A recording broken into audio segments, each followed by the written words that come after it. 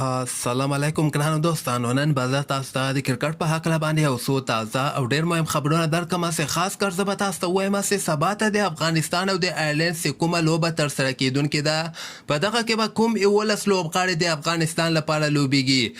بل به زه تاسو ته د بیګ بیش لیګ په هکله باندې یو خبر درکړم چې د بیګ بیش لیګ بولي به په کوم تاریخ باندې ترسره کیږي او کوم افغان لوبغاړي به بولي ته وړاندې کیږي.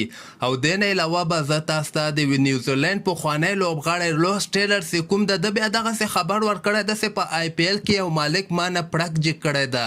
او بل به زه تاسو ته د ریکی پونټنګ په هکله باندې یو خبر درکړم چې د هندوستان او د پاکستان چې کومه ایشیا کپ کې لوبه ترسره کیدونکې ده، کوم ټیم به هغه مهمه لوبه ګټي. ویډیو تر اخره پورې وګورئ، په هر څه به تاسو پوه شئ. نو راځم اول زه تاسو ته وایم چې سبا ته د افغانستان او د آیرلینډ څلورم شل ورځه لوبه که خیري ترسره کیدونکې ده.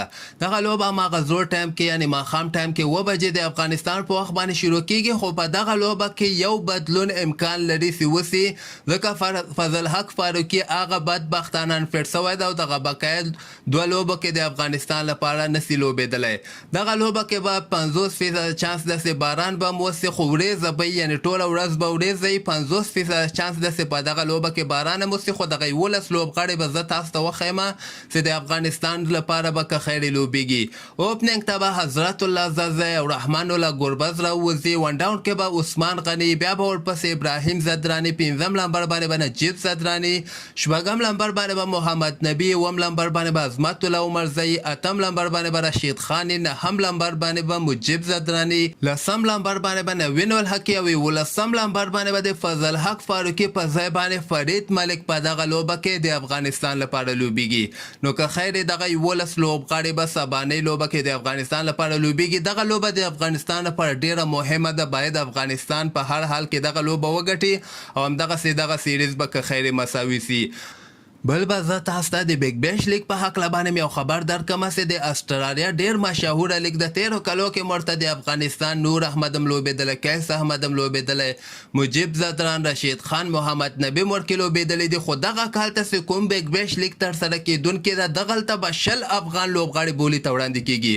په دغه لوبغاړو کې به که خیر نور احمدي، قیس احمد بی، اعجاز احمدزی بی، شرف الدین اشرف ده، فضل حق فاروقي ده، شفیق الله غفاري ده، رحمان الله ګربز ده، حامد حسن ده، وقار الله اسحاق ده، رشید خان ده، ظهیر خان پکتین ده، نوین الحق ده، محمد نبی ده، اظهار الحق نوید ده، عظمت الله عمرزی ده، وقار سلام خیر ده، حشمت الله شهیدی ده، محمد شهزاد ده، مجیب زدران ده او حضرت الله زازی ده. دغه 20 افغان لوبغاړي به که خیر دي همدغه میاشتې په 28 اګست باندې به بولي ته وړاندې کیږي. ګوره چې بیګ بیش لیګ کې څومره افغان لوبغاړي اخیستل کیږي. او دغه بیګ بیش لیګ به که خیر دي همدغه کال اخرنۍ میاشته یعنې ډسمبر میاشته 10 یا 15 دسمبر باندې به که خیر شروع کیږي. عین جنوري تر اخره پورې بیګ بیش لیګ که خیري دوام کوي.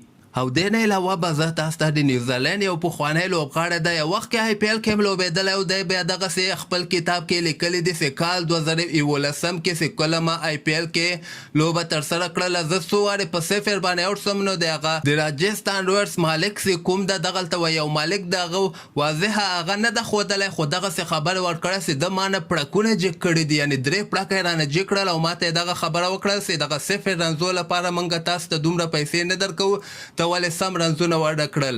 خو زیاتره بیا دغسې خبرونه هم را روان دي چې دغه روس ټیلر خپل کتاب مشهوره کولو لپاره د پکې دغسې دروغو خبر ورکړی دی، د راجستان رویلز مالک مانه پړکونه جګ کړي دي. او بل به زه تاسو ته د استرالیا پخوانی لوبغاړی ریکی پونټنګ بیا د پاکستان او د هندوستان دغه ایشیا کپ کې چې کومه لوبه ترسره کیدونکې ده، د بیا دغسې خبر ورکړی ده چې دواړه ټیمونه ډېر ښه دي. پاکستان ټیم هم ښه ده او هندوستان ټیم هم ښه ده.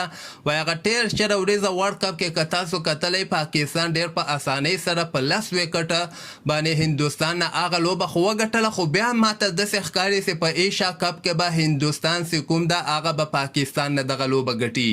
او بل به زه تاسو ته بنګلادیش نه یو خبر درکړم چې بنګلادیش ډېر زیات په تشویش کې دی چې د بنګلادیش پریمیر لیګ هم دغه کال 2023 جنوري میاشته کې ترسره کیدونکی ده. دوی بیا دغسې خبر ورکړی ده چې دغلته دوبۍ لیګ هم راووته، ساوت افریقا لیګ هم راووته او دغلته بیګ بیش لیګ هم ترسره کیږي. نو د موږ لپاره مشکلات ډېر زیات دي. موږ به په دغه باندې مشوره وکړو چې بنګلادیش لیګ په کال 2023 اولنۍ میاشته کې ترسره کړو، که دغه بل وخت دی وړو ځکه وایي دغلته ټول لوبغاړي انټرنیشنل لوبغاړي اوس نه قراردادونه مختلف ټیمونو سره کړي دي. نو د موږ لپاره ډېر غټ چیلنج ده چې بنګلادیش پریمیر لیګ په جنوري میاشتې کال 2023 کې ترسره کړو. نو همدغسې تازه خبرو لپاره تاسو دغه چینل هم در سره سبسکرایب کولی سئ.